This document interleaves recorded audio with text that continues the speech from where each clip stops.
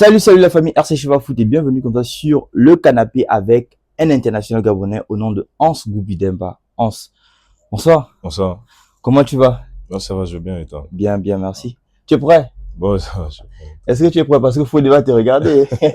Non, il n'y a pas de souci, il n'y a pas de souci, je suis prêt. Alors Hans, le but de l'émission c'est de se faire connaître par le public gabonais, c'est un peu relater son parcours. Alors, comment tu peux te présenter à ces fans de RC Cheva Foot qui te regardent? Mhm. Pour me présenter brièvement, moi, c'est Hans Goubi Demba. J'ai 26 ans, je suis international gabonais. Dernièrement, j'évoluais à Malte, dans le club de Mostar FC en première division. Voilà, pour faire un peu plus simple. Ah, d'accord. Mhm. Alors, comment tu peux relater ton parcours à ce public? Parce que je vais dire, beaucoup de Gabonais t'ont subitement connu Mhm. à l'équipe nationale. Est-ce que avant l'équipe nationale ou est-ce que avant d'aller en France, Hans Goubi Demba a joué au niveau du Gabon? Oui, au niveau du Gabon, j'ai joué, mais j'ai pas joué dans les premières ou deuxième divisions ici au Gabon. J'ai D'accord? évolué en troisième division dans le club sportif de Libreville, Hmm. qui a été créé par Ibrahim Don. D'accord? Donc voilà, c'était lors d'un tournoi de quartier que j'ai été détecté par les coachs de la catégorie junior. Hmm. Donc voilà, l'antichambre de l'équipe première qui évolue en troisième division. Et j'ai évolué d'abord en junior la première année, c'était en 2017. L'année qui a suivi, j'ai commencé à jouer avec l'équipe D3 qui visait la montée en National Foot 2. Et quand tu rejoins le club en question, est-ce que tu rejoins le club en tant que gardien ou bien c'est un autre poste? Parce qu'on sait bien que Mhm. étant jeune, on ne veut pas jouer gardien. Ouais, c'est C'est au fur et à mesure que, voilà, et c'est un grand qui nous conseille d'aller au goal. Est-ce que toi, c'est directement le poste de gardien ou bien on t'a, entre parenthèses, on a mhm. choisi ce poste-là pour toi? Non, quand je suis parti au club sportif de Libreville, c'était en tant que gardien de but. Déjà parce qu'ils m'ont détecté, c'était pendant un tournoi de quartier. J'étais dans D'accord, les buts. d'accord, Donc, si j'ai commencé à jouer dans les buts très tôt, parce que au quartier, nous, on avait un système, les plus petits jouent d'abord entre eux-mêmes, et là, je jouais un peu milieu de terrain avec mes amis. Et le soir, c'était les grands qui jouaient, et comme j'étais déjà un peu plus grand que la majorité que mes amis, donc les grands frères me prenaient pour aller dans les cages et tout, et voilà, j'ai pris goût à ça. Et mon histoire a commencé avec le CSL à partir d'un tournoi là au stade comment on appelle cette école? L'école primaire Nzayan 3. C'est là d'accord. où j'ai été vu par un dirigeant du club sportif et je suis allé, Chance Boussamba pour préciser son nom.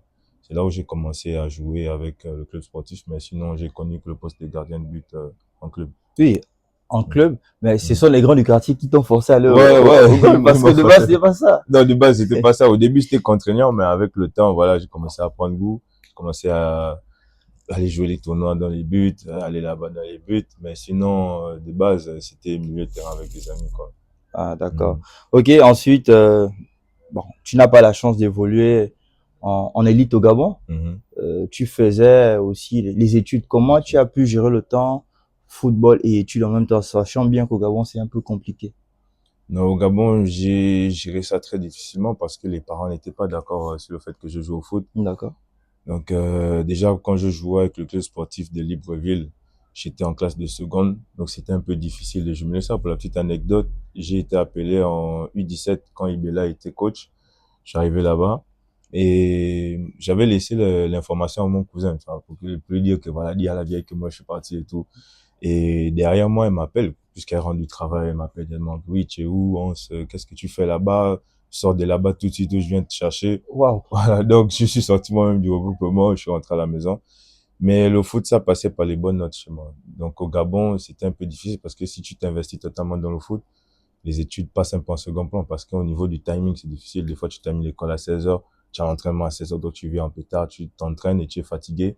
Quand tu n'as pas le temps de réviser, tu vois. Donc, ça a compliqué un peu les choses. Des fois, j'avais de mauvaises notes à cause de ça. Waouh. Ce qui faisait qu'il y a des moments où je manquais au CSL une semaine d'entraînement, 2 semaines, 3 semaines, je venais juste les matchs. Donc, c'était un peu compliqué au Gabon. C'est à l'étranger où ça s'est un peu arrangé parce que voilà, en France, le système le permet, quoi, de pouvoir jumeler foot et école. Et après, Mhm. en parlant de l'étranger, Mhm. après le bac, vous partez normalement là-bas au Maroc. Au Maroc, oui, c'est ça. Et au Maroc, là-bas, quand vous arrivez, vous vous dites, bon, là, vous allez quand même essayer de faire sport-études, ou bien Mhm. vous vous dites, bon, je suis venu pour les études et le foot, ce sera juste le big match. Non, je me suis mis en tête que je viens pour faire foot-études. Mais je me suis dit, si ça passe pas là, c'est que c'est vraiment pas bon. C'est pas pour moi le foot. Donc, je suis arrivé, je me suis donné les moyens. Et arrivé là-bas au Maroc, c'était un peu difficile parce que tous ceux qui sont allés se chercher au foot au Maroc savent bien, très bien de quoi je parle. C'est pas facile de se trouver au Maroc en venant vous-même là-bas parce que c'est un milieu, il faut être invité. Ouais. C'est pas, tu arrives, tu cognes à la porte, on te fait entrer. Non. C'est moi, je t'invite et puis tu cognes à la porte, je te reçois. Donc, quand je suis arrivé là-bas, je jumelais les études et il y avait une association d'étudiants des Gabonais qui jouaient des matchs chaque week-end, qui jouaient des compétitions contre des clubs. Ouais. Et j'ai commencé à jouer plusieurs matchs comme ça. Et après, j'ai intégré une association marocaine qui regroupe des étrangers africains afin de les aider à trouver un club au Maroc. J'ai rejoint cette académie. J'ai joué contre des clubs de D1 au Maroc, des clubs de D2. Mais ça n'a pas donné suite. Parce que voilà, ils voyaient un peu le CV. J'avais pas joué au ballon au Au Gabon. Gabon, au J'avais niveau pas professionnel. d'historique. En gros, Oui, voilà. oui. C'est vrai qu'il y a quand même potentiel, mais ils n'ont pas de garantie derrière que voilà, ça peut être utile, quoi. Ok, ensuite au Maroc, c'est 2 ans avant de partir en France. Oui, c'est ça. J'ai fait 2 ans au Maroc. Non, 3 ans, pour être plus 3. précis, avant de partir en France. Mais entre les 3 ans-là, chaque vacances, je partais en France pour D'accord. pouvoir trouver un club. Donc, quand j'arrive au Maroc en 2020, l'été, les vacances, vers juin 2021, je montais en France. Je monte en France pour essayer de chercher un club. Le souci, c'est que j'arrivais quand les clubs sont en En vacances. vacances, oui. Voilà, donc c'est difficile de trouver les clubs à cette période parce que tout le monde est en vacances, c'est fermé, tout ça. Et au moment où ils doivent faire la reprise, moi j'ai l'école qui Nicole, commence au oui, Maroc. oui. Donc je repartais. La première fois, c'était un échec. La deuxième fois, je suis reparti. C'est là où je suis tombé sur un agent et on a commencé à jouer un peu des matchs et tout, mais la même chose, j'ai été pris Compliqué. par le temps, tout ça, donc j'ai dû repartir encore. Et ça m'a quand même laissé le temps d'arriver jusqu'à ma licence au Maroc. Et en 2023, c'est là où je remonte. J'arrive en France, à Paris, tout ça.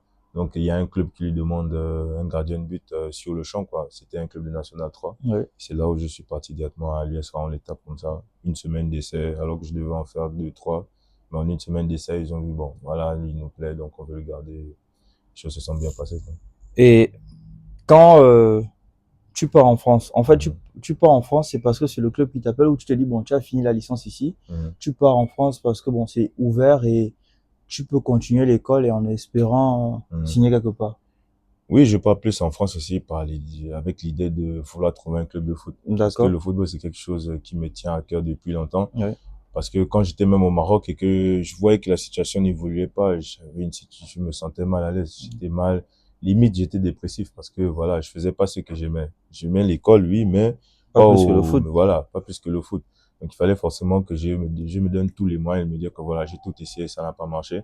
C'est pour ça que j'allais en France à chaque fois, que je me privais de beaucoup de choses, que je me sacrifiais, que je combattais même le froid, les décisions des parents, que j'allais comme ça, quoi.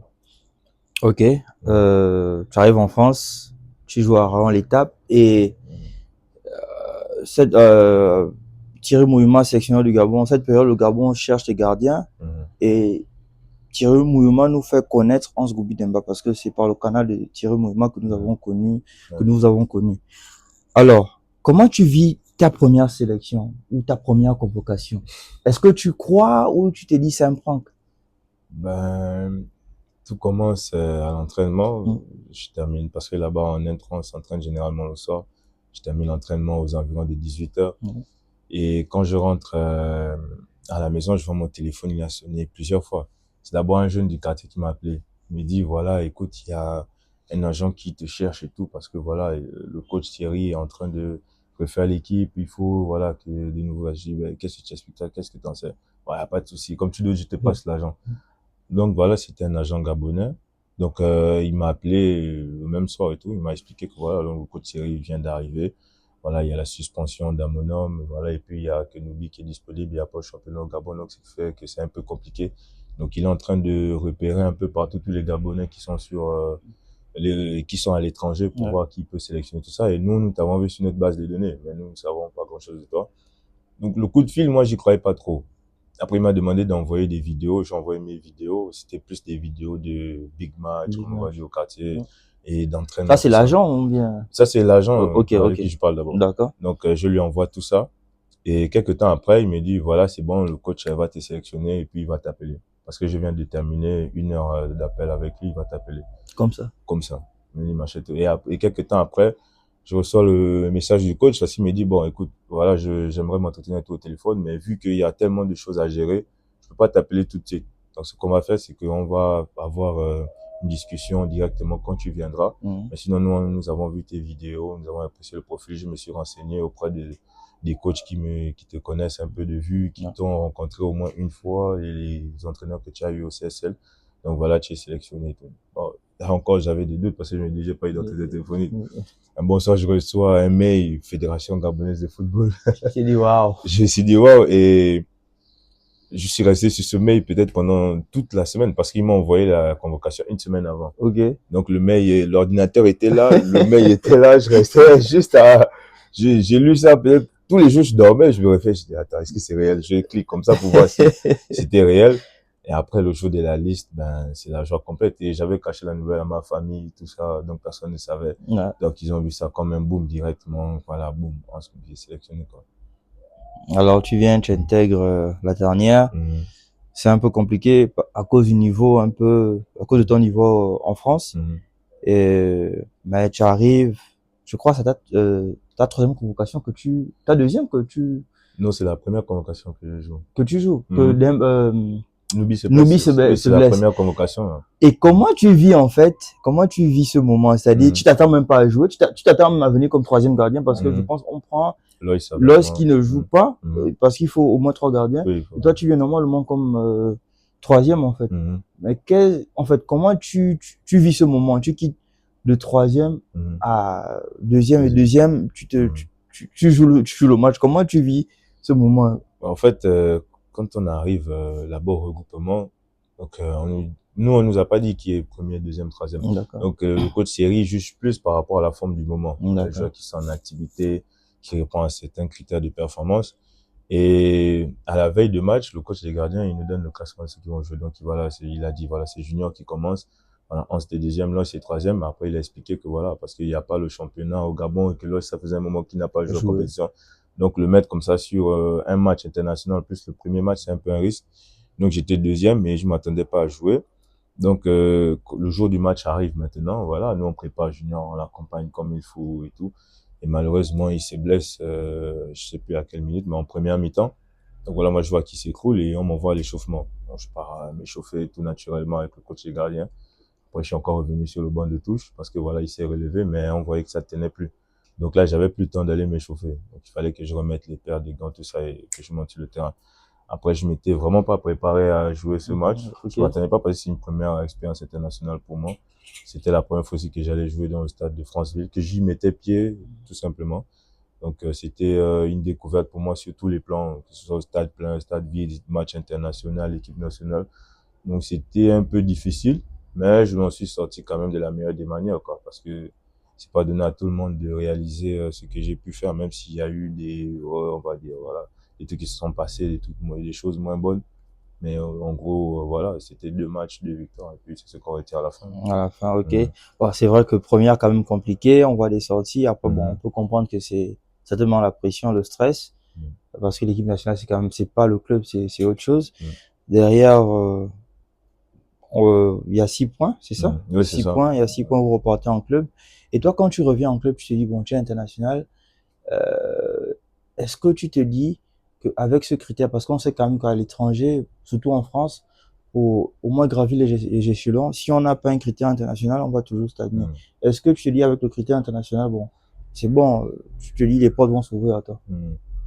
Oui, je me suis dit ça. Après les 2 matchs contre le Burundi, je me suis dit ça, que les portes vont quand même s'ouvrir un peu plus facilement à l'avenir. Mais c'est pas comme ça que ça se passe là-bas. Pour information, il y a le gardien des Comores qui a plusieurs CAN, plusieurs sélections. Il jouait juste en National 2. C'est une division au-dessus de moi. Alors que c'est quelqu'un qui est expérimenté, qui peut jouer même en troisième division française. Mais il est là juste au-dessus de moi. Il a duré là, il a perduré. Donc moi, je me disais que ça pouvait marcher pour moi vu que j'ai l'âge et que voilà, il y a quand même les qualités, tout ça.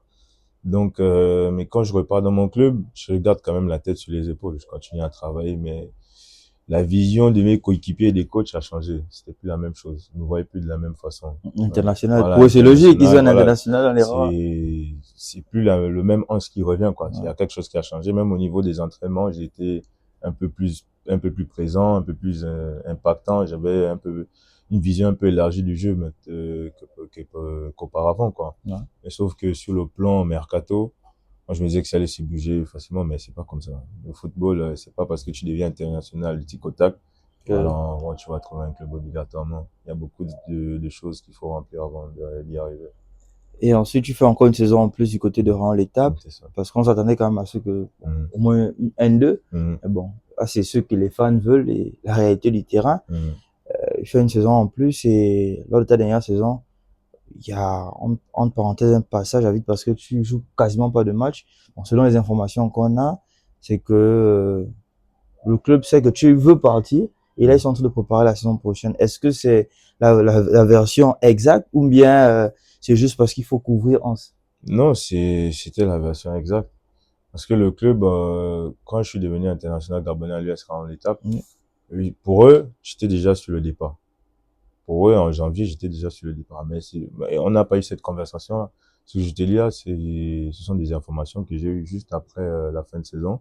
Et c'est pour ça qu'ils ont pris un gardien derrière et que maintenant on se battait pour jouer le match. Mais sauf que eux, ils ont déjà promis à l'autre gardien en qui disant que voilà, tu vas jouer. va jouer? Donc, c'était un peu compliqué cette fin de saison, ce qui a un peu aussi compromis mes performances en sélection parce que mentalement, j'étais un peu troublé. J'arrive en sélection, il faut switcher, il faut machin, tout ça. Et après, en fin de saison, quand j'ai une discussion avec le staff, tout ça, il y avait des clubs qui se sont renseignés pour me prendre. C'est tout à fait normal. C'était des clubs de National 2. Il y avait aussi un club de National, mais ils n'ont pas parlé directement avec moi. Ils ont parlé avec le directeur sportif. Donc, je peux pas te dire concrètement ce qu'ils lui ont dit ou quoi. Moi, tout ce que je sais, c'est que le club avait préparé mon départ en gros. Mais Et c'est sinon, quoi le nom du club national de l'époque? National 2. Qui? Le national? Il y avait Le- national 2 et national. Oui, il y avait une nationale, mais la nationale m'a pas donné le nom, c'est National 2 qu'on m'a donné le nom. Le nom du club? C'était Andrésio Boutéon, Oh, FC. C'était ok. Andrésio Boutéon. Ok, ensuite, on va dire 2 ans avant l'étape. Mhm. Après, il y a l'opportunité de Malte, première Ouais. division. Mhm. Quand l'offre vient vers toi, Mhm. comment tu vois la chose? Parce que quand même, tu te dis, bon, je vais quitter la France, nouveau Mhm. pays, nouvelle langue. Comment tu Mhm. vois on va dire quoi, l'offre en question? L'offre en question.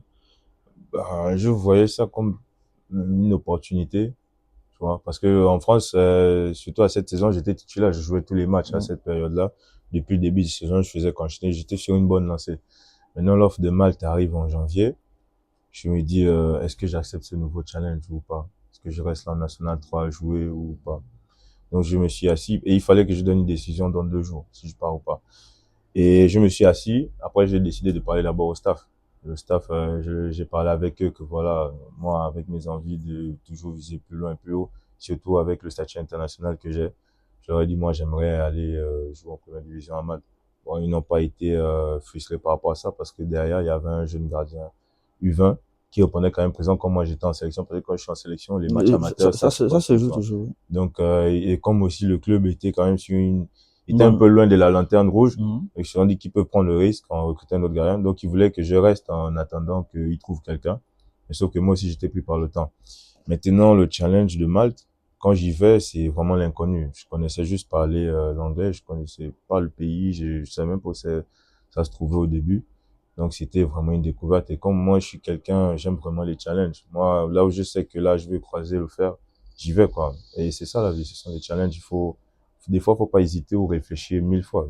Et si tu réfléchis et tu hésites, dans le foot, ça peut passer comme ça peut ne pas passer. Donc, tu prends une décision, qu'elle soit bonne ou mauvaise, vas-y, c'est tout. Tu te donnes à fond et puis c'est ça. Et à Malte, c'est une saison et demie ou 2 ans? On va dire une saison et demie parce que je suis arrivé en En janvier. janvier. Après, j'ai fait l'autre saison complète, quoi. Mhm. Euh, je pense le contrat est fini à Malte, c'est Oui, ça? là, c'est terminé. Le contrat fini à Malte, 26 ans, on va dire l'âge de la maturité en football. Mhm. Est-ce que tu as des offres de ton côté ou bien avec les agents vous êtes en train de chercher? Et est-ce que pour toi tu te dis bon, étant donné que le contrat est fini en Malte, tu vas d'abord retourner en France en attendant? Bon, avec mon agent, là, on est en train de rechercher des clubs. Après, il y avait eu des offres au début, mais c'est pas des offres qui nous ont plu. Donc, on n'a pas trop regardé ces offres-là. Maintenant, dire que je repars en France immédiatement, non. Là, on trouvera la meilleure offre en Irak, que ce soit sur le continent africain, européen, asiatique. Il faut juste que le pays ce soit un championnat compétitif. Ouais. Parce que moi, je reste toujours dans l'envie de jouer un truc compétitif où je vois que j'évolue toujours, que je performe de plus en plus. Et là, actuellement, je suis sans club, donc je continue à me préparer jusqu'à ce que le moment vienne où on me dise que voilà, il y a un club qui veut de toi, et puis voilà, bien. Ok. Mm. Bah, petite pause d'abord, en Mm. parenthèse, pour faire la publicité à Championship. Nous sommes comme ça du côté de Nzeng, derrière le stade de Nzeng à Championship. Euh, je ne veux pas dire un collaborateur, c'est un frère, c'est un partenaire qui vend les équipements sport. Donc, si vous êtes du côté de Libreville, même étant en province, vous pouvez commander depuis Championship. Le numéro va s'afficher en commentaire et il pourra expédier vos commandes. Alors, Hans, Mm. on est quasiment arrivé au terme, mais on va parler quand même de l'épisode réseaux sociaux. Parce que en tant que footballeur, vous êtes quand même exposé. Chaque fait et geste, ça compte. Mm. Alors, sur la page de Fodé, Mhm. que nous suivons, que tu suis bien sûr Ouais, il faut aussi, que je m'arrange. Voilà. et on a vu une publication qui disait ainsi le sélectionneur t'appelle, Mhm. faut refuser ventre. Bon, je pense pas qu'il ait dit qu'il a rajouté ventre tribune, mais il Mhm. a dit faut Faut refuser. refuser. Mhm. Forcément, vous êtes connecté sur les réseaux. Tu Mhm. as vu ça. Comment tu as réagi? Déjà, quand il fait sa publication, on était en pleine sélection à l'étranger. Je crois que c'était au Kenya. Je sais plus. Mais on était à l'hôtel et on avait un problème de connexion. D'accord. Donc, j'étais pas bien connecté sur le Wi-Fi. Donc, je vois, c'est mon ami qui m'envoie la publication. Sur WhatsApp. Ouais, sur WhatsApp. D'accord. Machin, donc je vois, je lis. Moi, je rigole. Je me dis, bon, voilà, il veut juste me provoquer comme d'hab, rien de nouveau. Après, je vais sur Facebook. Et je sais pas, je devais aller à l'entraînement. L'idée est juste venue comme ça de répondre. J'étais même pas frustré ou j'avais un souci, non. C'était plus en mode, je voulais le taquiner, quoi, quand j'ai répondu. C'est là où j'ai dit, mieux, tu dois déjà attendre de lui prendre. En mode que, voilà, Ouais, si moi, il me dit, je joue, moi, je vais jouer. Je vais pas dire, je joue pas, je vais jouer obligatoirement. Donc, c'était juste ça, en mode juste pour le taquiner. Après, derrière, j'ai vu qu'il avait fait une vidéo. Bon, je n'ai même pas regardé la vidéo là parce qu'on était arrivé un peu tard, il fallait manger, il fallait des trucs, il y a des problèmes de wifi, donc j'ai pas pu voir tout ça. Mais sinon, moi, j'ai pas mal pris ce poste. Hein. Et derrière, il y a Xavi qui réagit. Mhm. Encore que quand Xavi vient réagir, c'est pour défendre parce que Mhm. il estime que c'est entre parenthèses du harcèlement. Mhm. Derrière, est-ce que tu as discuté avec Xavi? Est-ce que c'est toi qui demandes à Xavi, par Mhm. exemple, de faire ça ou bien Xavi a réagi lui-même et derrière toi, tu as peut-être écrit à Xavi? Non, non, déjà à ce moment, comme je vous ai dit, on avait un problème de connexion. Donc D'accord. quand Xavi réagit, moi je vois pas qu'il avait réagi. Ouais. Et puis aussi, on n'est pas dans la même chambre. Mm. C'était chacun dans sa Non, chambre. Xavi, je pense qu'il était Il était blessé. blessé. Oui. Xavi était Ah, donc blessé. c'est pour ça. Oui. Parce que je savais pas qu'il avait commenté. Mm. Donc c'est après que je vois que Xavi avait commenté tout ça et tout. Mais quand je vois qu'il a commenté, c'était déjà trop tard. Il y avait déjà les réponses. C'était répondu chez l'un et l'autre. Donc après, je suis allé parler avec lui en inbox. Tu as vu, je suis allé lui dire merci parce que tu vois déjà, il vient pas dans l'idée de vouloir tout déranger ou faire un problème. Ouais. Il vient dans l'idée de défendre un coéquipier et tout, même si la démarche, on va dire, bon, chacun peut donner son avis par rapport à la démarche, qu'elle soit bonne ou mauvaise. Ok. Mais moi, je voyais sa démarche d'une bonne façon parce que voilà, il voulait défendre un coéquipier, ce qui est déjà bon et louable pour montrer au moins que nous sommes soudés les uns envers les autres. Donc, quand il a réagi, j'ai pas mal pris ça. Je suis juste allé le voir, je lui ai dit, bon, t'inquiète, t'avais pas besoin de répondre et tout parce que voilà, il a réagi pour me défendre, mais ça s'est retourné carrément sur lui, tu vois. Donc, c'est ce que je voulais éviter. Parce que tu sais que sur Facebook actuellement, avec lui, c'est un peu compliqué. Les Gabonais, lui, tu vois, les gens commentent. Petit Tu truc de vois, ça petit Xavi. truc de chat. Même quand il pose, il peut être tenté sur une glace, on va lui dire, oh, ça. Mais sinon, j'avais aimé son geste, mais j'ai pas mal réagi par rapport à ça. Ok, bah, comme je disais, nous sommes quasiment arrivés au terme. Il fallait bien Mhm. parler le côté réseau. Quel message tu veux faire passer à ceux qui vous suivent sur les réseaux, qui vous critiquent parfois à tort Mhm. et aussi à raison? Quel message tu veux faire passer à ces derniers? Ne changez pas. Restez comme vous êtes. Que vous nous critiquez à tort ou à raison. Mais au moins, restez dans le respect, quoi. Parce que nous tous, nous sommes là pour défendre les couleurs du Gabon. Nous ne venons pas jouer en sélection parce que nous avons un parent ou un frère ou quelqu'un en sélection. Nous venons tous avec la même idée pour gagner. C'est difficile, mais je sais que derrière vos commentaires négatifs et vos posts agressifs, il y a l'envie de nous encourager, comme vous avez pu le faire sur la campagne des éliminatoires de la Coupe du Monde. Vous avez su montrer que vous pouvez être derrière nous et vous avez aussi montré que vous pouvez être contre nous.